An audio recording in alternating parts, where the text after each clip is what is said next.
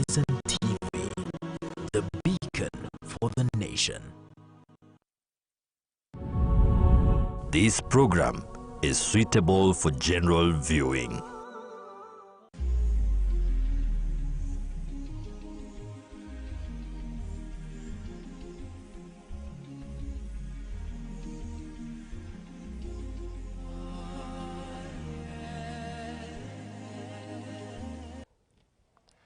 Assalamu alaikum wa rahmatullahi wa barakatuh. It's exactly 8:15 p.m. Thank you so much for choosing Horizon this evening. I hope you are having a wonderful time this evening of Thursday, 30th of October 2024. In a few will be 1st of November. And today our topic of discussion is all about having a productive holiday. And this is a live real talk. Standing in for Faisal Kasim, my name is Zamzam Ahmed. And in studio I am joined by Faisal Ibrahim Issa, the founder and also the director of Andalucia Academy. Assalamu alaikum wa rahmatullahi wa barakatuh. Wa alaikum salam wa rahmatullahi wa barakatuh, Zamzam. How are you doing? I'm good, thank you very Karibu much. sana Horizon. Thank you very much, Feel Zamzam. free, feel at home. Thank So you are also an educationist, right? That's correct. Today we're talking about holiday, having a productive holiday. We know that holiday is a time of relaxation, holiday is a time of fun, okay? And since you are the educationist, and we know that during the holiday time there are so many things that happen. Students engage themselves in things that don't even impact them, or rather impact them in a negative way. There are those who are good enough to engage themselves in activities that impact them positively. You as an educationist, you're also a parent. Maybe as a parent, how are your students or how are your kids doing during this? What are they going to do during this holiday? Zamzam, thank you very much for inviting me. You're welcome. I would say it's a passion for me to be in this sector of education, and see how we can impact by way of contributing to the community in terms of advice on the best strategies to deal with these times of holiday. If there's anything that I would like to do is out of this session is if a student out there or a parent out there can benefit from some of the things, practical aspects that I'm going to discuss, then I think I'll have achieved a significant milestone in terms of this. Yeah, that is what we are here today. We want to see how we can impact those students out there, because this is a long holiday, 2 months, not even 2 months. There are some days over the 2 months, right? Yes. So we have like more than 2 months. Yes. And we're trying to see how these kids can utilize their time well during the holiday.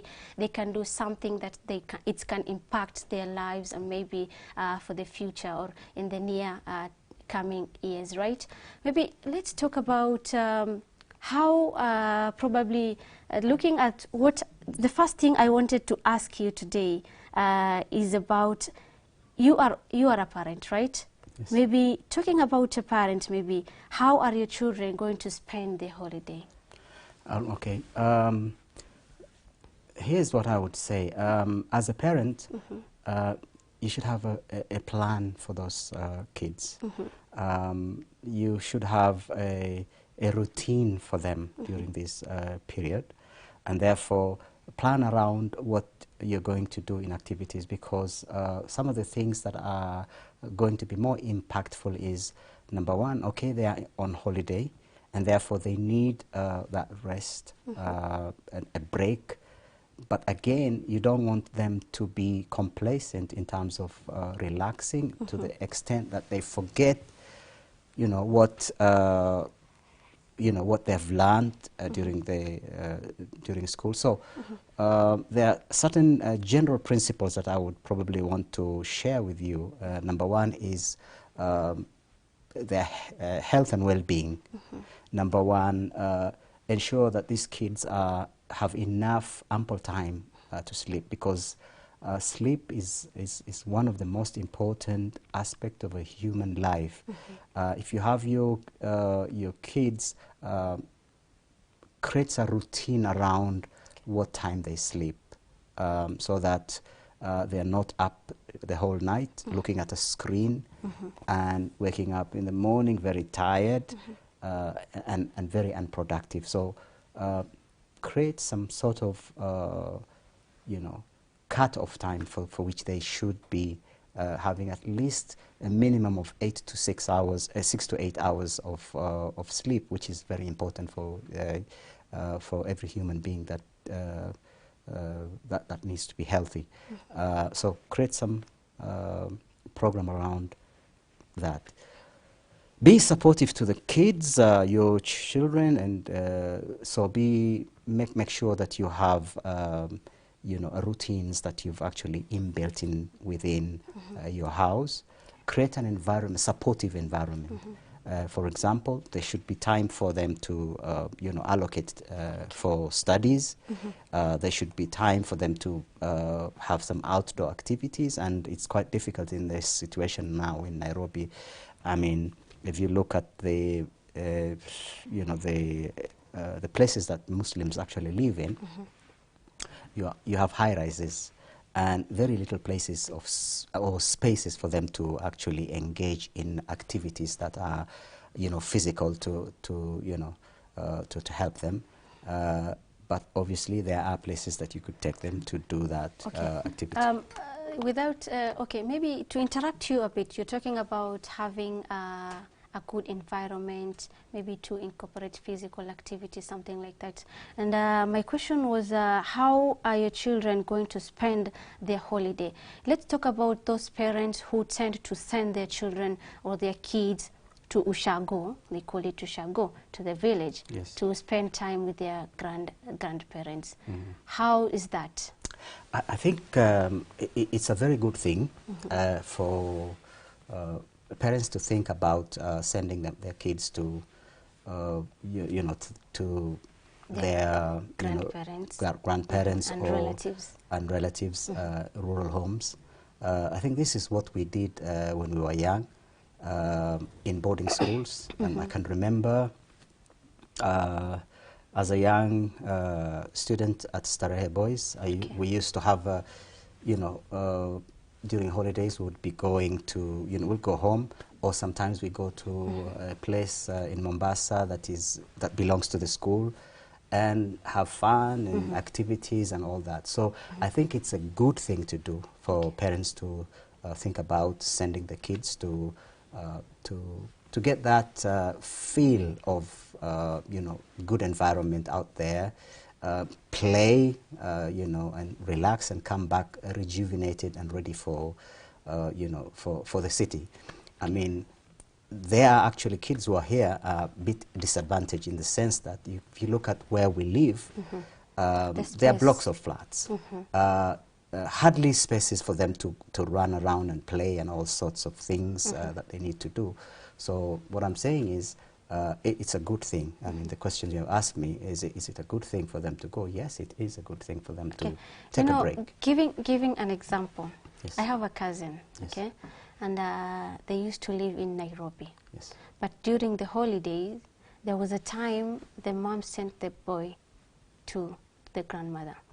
But coming back, the mom was like, ameenda huko Ushago, huko ni kubaya, There are kind of those parents. Maybe could there be a negative impact when sending kids to Ushago?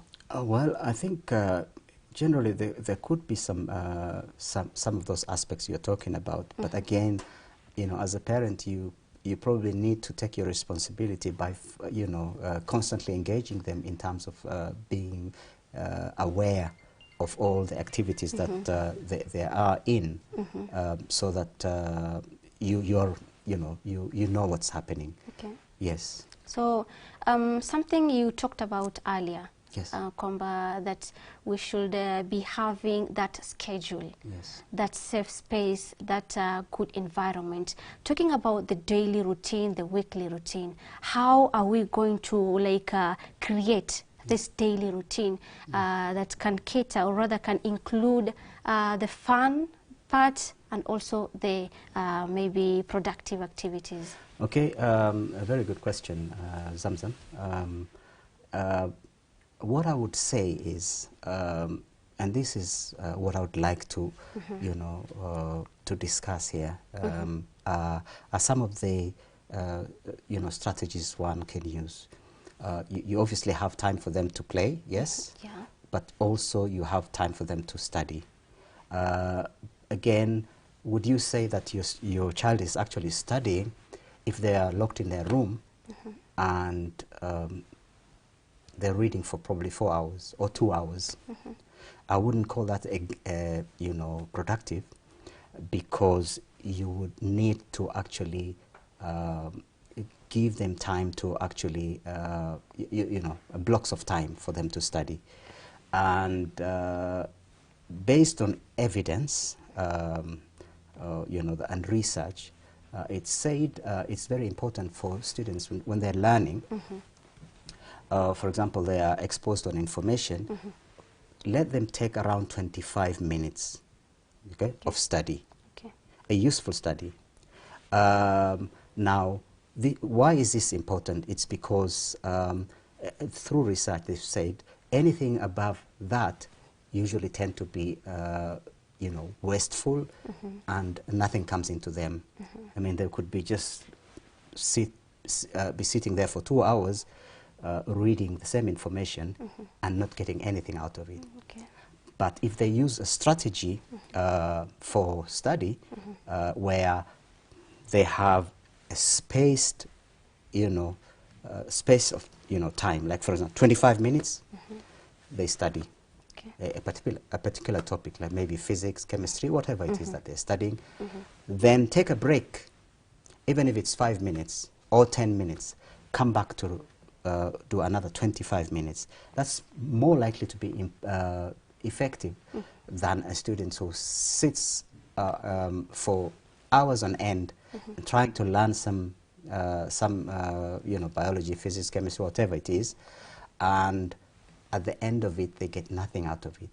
It's proven. That is called study tips, right? Yes. Maybe I'll come back to that later. Yes. Let's say, for example, you have 3 types of kids. Yes. Okay, 3 different kids. Yes. That one who is maybe at the CBC level, yes, maybe from grade 1 to grade 6. Yes. You have another one who is in a junior secondary school. You also have that other person or that other kid who is in high school. Yes. Maybe how can you create a schedule, or maybe a daily schedule and a weekly schedule, to make sure that these students of mine, or these kids of mine, the one who is in the CBC level, the other one who is in junior secondary, and the other one who is in high school, how can you create time for them, or rather create a schedule for them? I think what is feasible to do is to allocate different times for these kids, and space them in a way that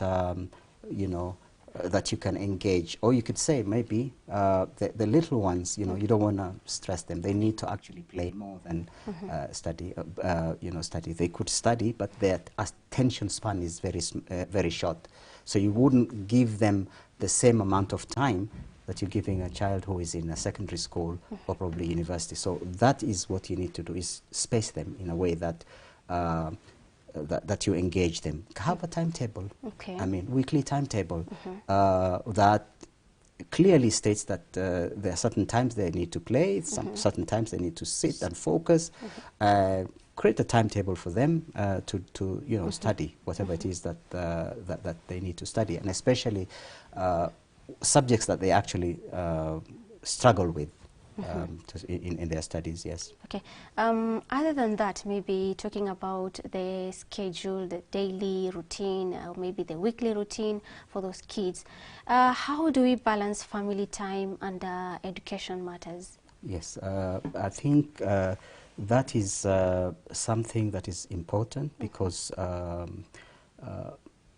you know, I mean, if you look at families now, typically what happens is kids are exposed to, you know, social media and phones, and they spend a lot of time on that.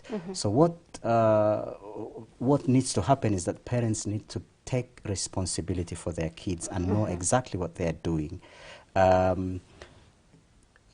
In fact, what I would say is, if the kids are exposed to extended time on screen, chances are that that will damage them even, you know, mentally, because they would be, you know, scrolling and flipping through maybe TikTok or whatever it is, and that, you know, is.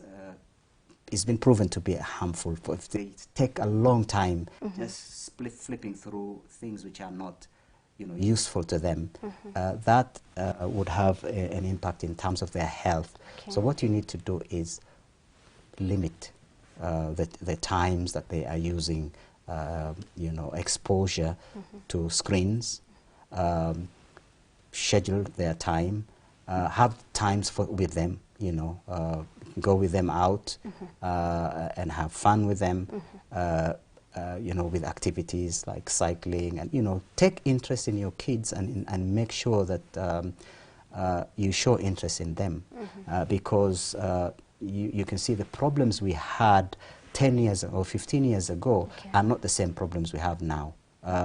So therefore, we need to actually be proactive in engaging our kids and reduce their time for which they use social media and exposure to screens. I know right now my parent is watching me, but they'll have to forgive me because there's something I want to share with you. I have a brother who is in Form 3 right now. But a time came, you know, as time goes, the results keep dropping, the grades keep dropping.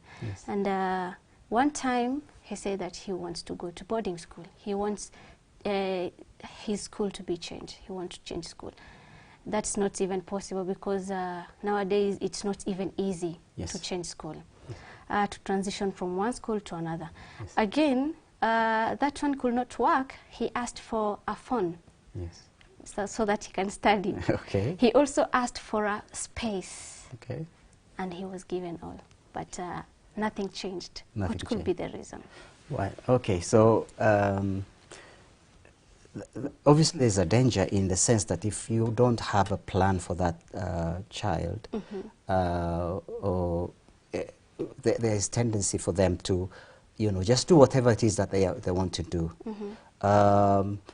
There's what they call dopamine. You know what that is they want, you know, some, you know, reward. They take a reward out of just, you know, when they're depressed or they have problems. They just, you know, they tend to run away from their problems through just watching stuff on that. So so I think you need, you know, to advise probably your brother or parents is to, you know, engage the child in a way that you structure routines around what they do. Create the environment. Very important to create an environment. For example, what I would suggest is have him a space within the house that is conducive to learning. Okay? There are no gadgets, no television, nothing. So that's a strategy that you could use to cut them off. Create the environment. For example, every room in any typical house, it has a use. For example, the bedroom is meant for sleeping. If you put if you put a table there for them to study, all they'll be thinking about is that bed calling them for a sleep. Or for example, if they are in you've created somewhere in the kitchen, a place for them to sit there and maybe study within the kitchen. There's a kitchen table.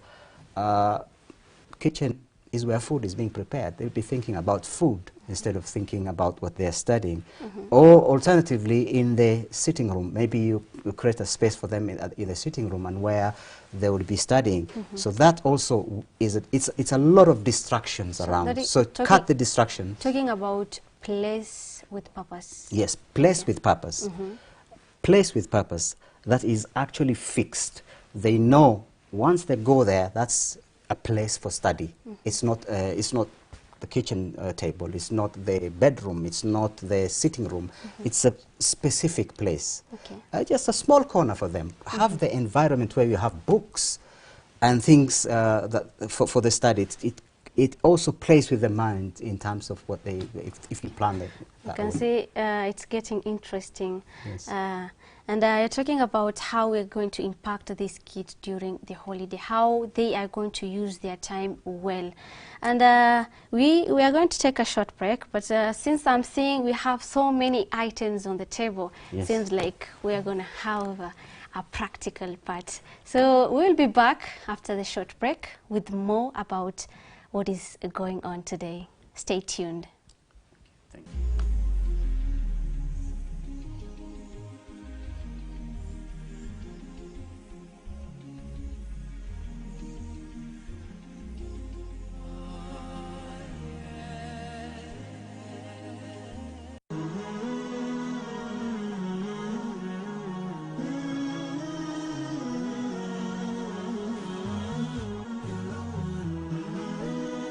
Horizon TV, the beacon for the nation. Are you looking to stay informed about the amazing stories within the Muslim community? Do you want to hear inspiring stories and insightful discussions about faith, culture, and current events? Tune in to the Muslim Insight, your weekly news updates where we tell you stories that matter to you. The Muslim Insight, informing, inspiring, every Friday from 8 a.m. with me, Zamzam Ahmed.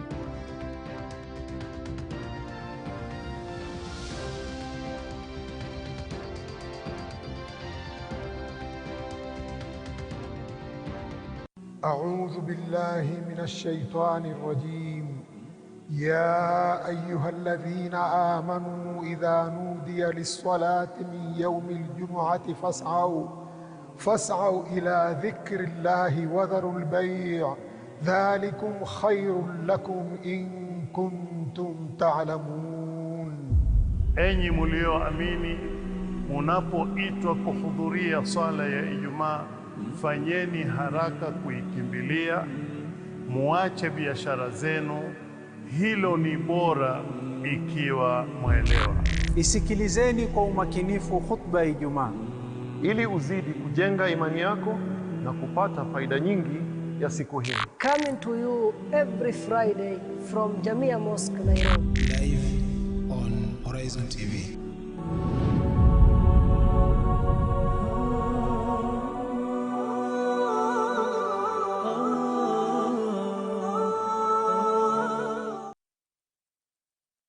Verse of the day. أعوذ بالله من الشيطان الرجيم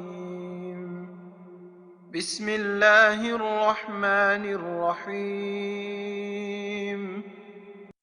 ولا يأتل أولو الفضل منكم والسعة أن يؤتوا أولي القربى والمساكين والمهاجرين في سبيل الله وليعفوا وليصفحوا ألا تحبون أن يغفر الله لكم ألا تحبون أن يغفر الله لكم والله غفور رحيم.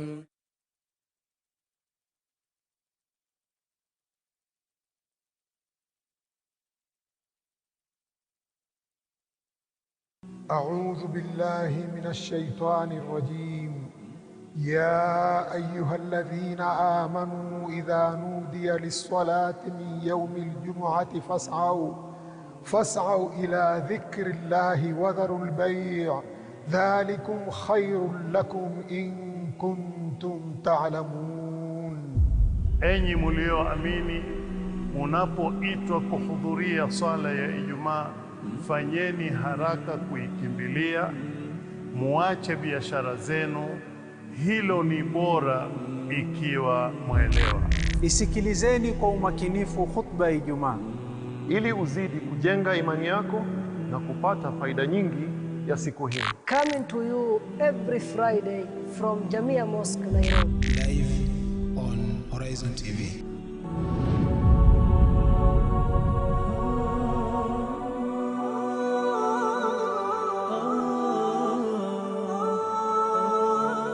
Are you looking to stay informed about the amazing stories within the Muslim community? Do you want to hear inspiring stories and insightful discussions about faith, culture, and current events?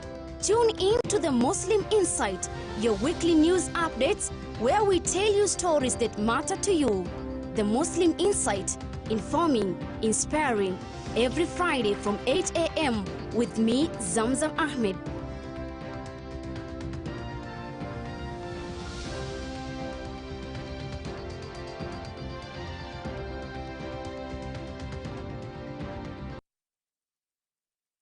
Verse of the day. أعوذ بالله من الشيطان الرجيم. بسم الله الرحمن الرحيم. ولا يأتل أولو الفضل منكم والسعة أن يؤتوا أولي القربى والمساكين والمهاجرين في سبيل الله وليعفوا وليصفحوا ألا تحبون أن يغفر الله لكم ألا تحبون أن يغفر الله لكم والله غفور رحيم.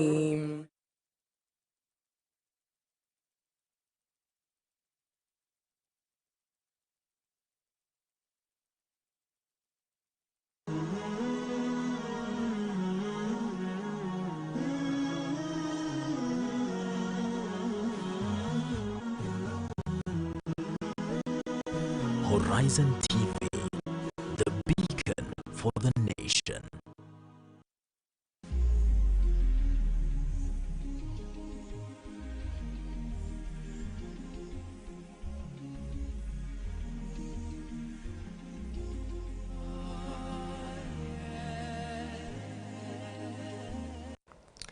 Assalamu alaikum wa rahmatullahi wa barakatuh. Glad to have you back here for the second segment of the live real talk. They say it's live, it's real, and we are talking. Like I said before we took a short break, we are going to engage in a practical part. The first part was on theory. How are we going to engage these students to have a productive holiday, to have a productive school holiday? And in studio here, I'm joined by Faisal Ibrahim Issa, the founder of Andalucia Academy. He's also an educationist. And for this second part, we're going to look at some few things on the tips of studying. Karibu sana. Asante. Thank you very much, Zamzam. I would start by saying, if there's anything, please, parents out there or students out there, please, whatever it is that I'm going to share, please let it be something that you take away and implement to better your grades and study journey. And as you can see in the second part, I'm also a student. Karibu sana. Yes, thank you very much. Okay, so I'm going to go through concepts first. Now, let's say, for example, I'll probably make a statement, and a bold one, to say that if any student out there or parent would like to use this strategy to help their child or student, then there are 99.9% that they will perform well in their exam. It's just to, you know, understand some of the concepts. Number one is the concept of understanding. Understanding. Okay? Now, what is this?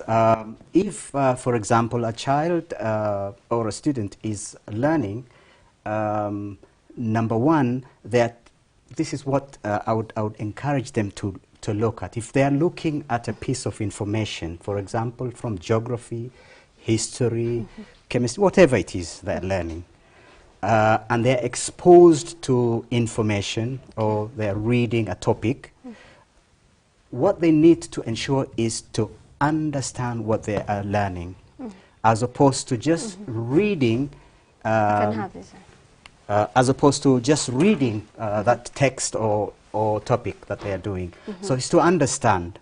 Now, but understanding starts with the first one, you actually read.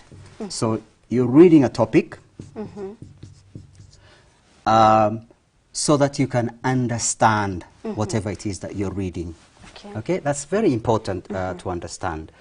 Now, if, for example, you have geography and you're reading a topic, make sure that you read to understand. You avoid what they call cramming.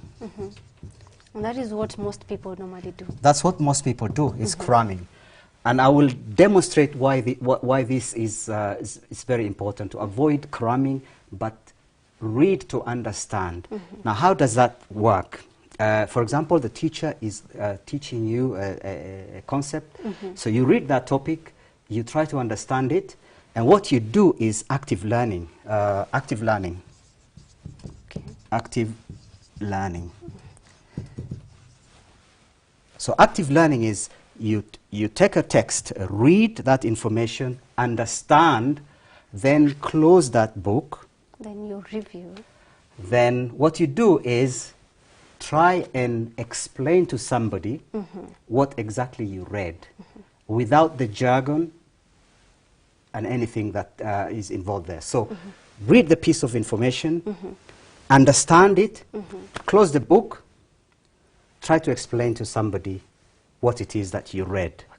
And then go back, open the topic, and see what it is that you've explained and what you've understood, whether there are any gaps to be filled. So that's a system that you actually develop. Take a piece of information, read, understand, close the book, and then what you do is you do active engagement. So you're actually stimulating your brain to that information which you're reading and asking somebody. That's active learning. What would be inactive or cramming is if you just read that information and then you spend around 2 hours reading. 2 hours reading.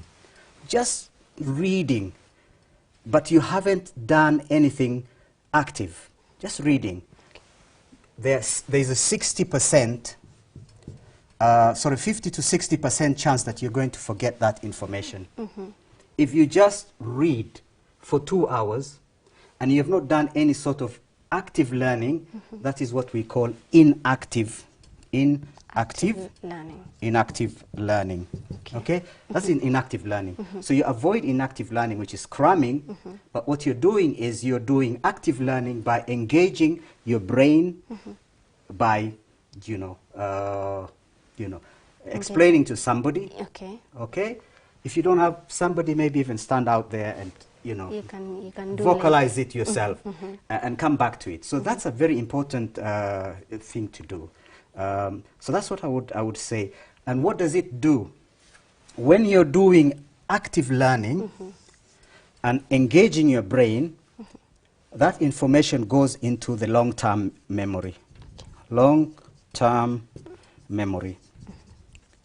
Whereas if you're doing just reading for 2 hours, absolutely waste of time, you're doing an inactive activity and you're going to forget, and it goes to the short-term memory. You can't recall it. You're talking about using shorter time so that you can read, you can study and understand. Other than using longer time, like for example 2 hours, which will be a waste. Probably people are different, students are different. You might find that a student who is a fast learner and there is another student who also is not a fast learner, is a slow learner. Yes. But it's not like he or she cannot get anything. Is there something different in terms of the time they'll be using to study, or the time is still the same? Okay, time is the same. What it is, I would suggest, is what is called spaced repetition. Spaced repetition. Okay. So you have a piece of information, a topic that you're learning. Maximum, and this is based on research, that if you spend 25 minutes reading that information and then taking a 5 minutes break, or 10 minutes, 5 or 10 minutes break, okay, come back to that information at an interval over a period of time. So let's say, for example, I'm studying biology, topic 1, today. 3 days later, I'm going to study the same. 4 days later, I'm going to study the same, and repeat that. So that sticks in. Whereas if you spend 2 hours or even 4 hours continuously just reading inactive, 50 or 60% chance that you're going to forget. That means I can read for 4 hours, but at an interval of 25 minutes with a break of 5 or 10 minutes, and come back to that information. Now I get it. You get it? That's what you do. Okay, something else I need to discuss. Is this not coming out? I think it's okay, I'm just going to use... okay, something else that I need to discuss is it's called SQR3. Okay? SQR3. Okay, for example, you have a book. Let's say this book here. Okay. It's topical book.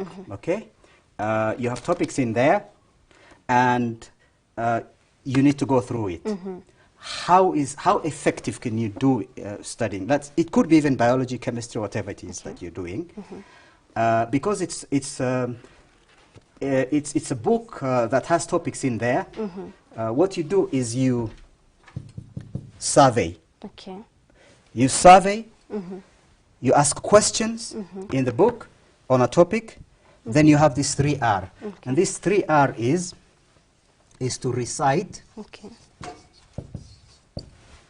Then is to recite, review, and then recite, review, and remember. Yeah. Okay? Okay, so what you do is take the book. You survey it. Survey it. What you do is go through the book. It's geography, say for example. Go through topic 1, read the topic, just the headings of the topic throughout. Okay. Go through the topics from one end to the other. Then what you do also, you come back, look at the diagrams, look at the pictures, look at, that is skimming through. You're looking at it. Okay. Then maybe pick a topic in there, and you start asking questions like what, how, all those questions you're going to ask from the topic. So you skim, then you ask yourself questions. You ask your question based on a topic that you've read. Now you're going through in deep learning. Okay. You ask questions based on the topic. Okay. Then you recite. And what does that mean? Take a friend, whatever it is that you read, you are asking that, just leave it the way it is and we can just write here. Okay, so you recite, which means you're asking questions, you're keeping it aside and recite it to yourself, that topic, and see if you understand. Then review, which means take notes and come back to your notes and see if you can remember. So this is a system that you can use. Okay. Don't just take a book and start, you know, reading like a novel. You know, like this novel. Okay. It has a starting and an end. You can't start from the end. So what you do is you go through the topics. Let me try rub this one for you. Yes. So that you can have a space. Okay. Let me help you. Okay. So what am I saying is you use this system to help you go through the topic. What else? What else is? So this one is really important because we're trying to see how we can impact these students while they're at home on a holiday. So this is the slogan, SQ3R. So it's you, and when you get a book, you survey, you skim through the book. Maybe if it's a topical book like what he has shown us there, the mastery. So you skim through the book. Once you skim through the book, you ask questions on the topic that you've chosen on that book. After that, there is 3R, whereby you recite. The first R is recite. You recite, or rather you can say reading. Yes. Okay. After that, you review. That is through like doing a summary of what you've read, maybe explaining it to somebody else, engaging somebody else and who is also. And try see if you can remember. Try see it if you can remember. Yeah. That is really amazing. It is really amazing. And you've shown us that book, and it's you said it's a topical book. Yes. Maybe for example, and you given something like I see you have a book by Elon Musk there. Yes. Okay. And I think this is tunasema mfululizo. It's like a mathematic concept. It's a linear. Okay. So you don't approach it the way you would approach that. Yeah. Like for example, in what do we call literature? In literature, you need to start from the beginning to the end. Yeah. Okay. That's how you study. Okay. Yeah. But if it's a topical subject like chemistry, physics, biology, whatever it is, skim through the book. Have a bird's eye view of what you're studying, okay? And then dive into a topic. Okay. Once you get that topic, diving into that topic, start, you know, skimming, go through, ask yourself questions based on that topic, then recite, review it, and start try to see if you can remember. So that's a system that you could use. It's very important. That is really amazing. Yeah. And we're trying to look at, we can see right now we are in an era of technology, whereby technology has overpowered everything. Yes. And you've talked about students being stuck on the screen. Their eyes are all over the screen, be it the television, be it the phone, scrolling through the TikTok and everything. Maybe right now we can see that we have new ways of studying through online.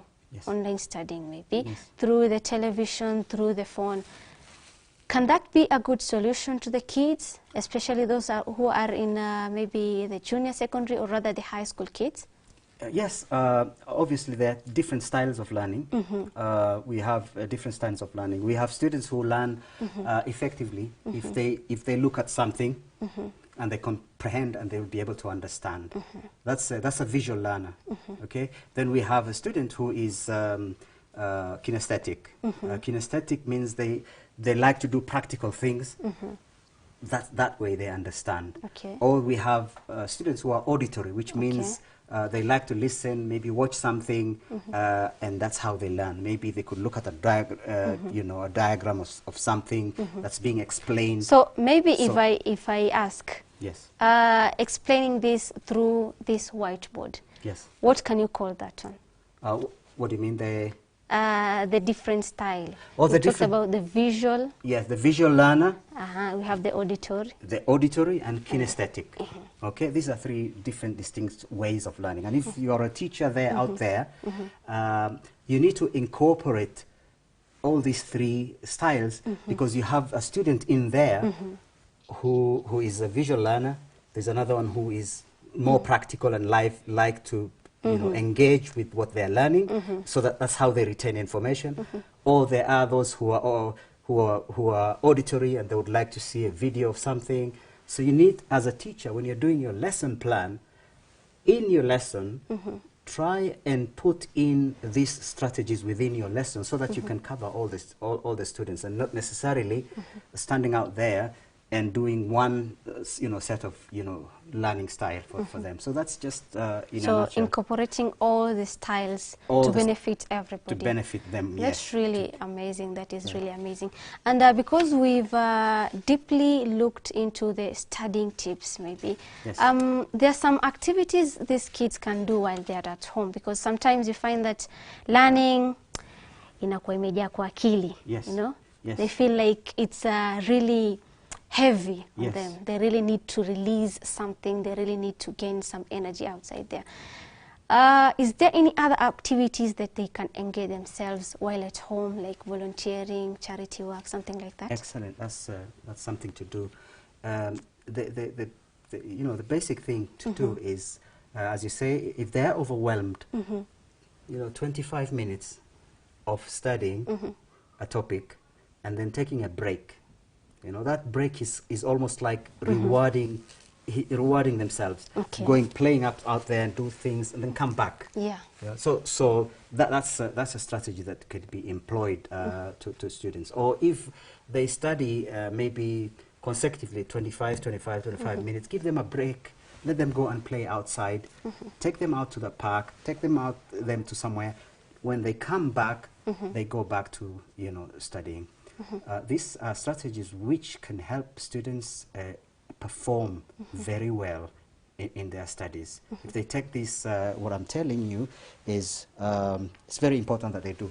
Now, something else I needed to explain is in terms of the concept.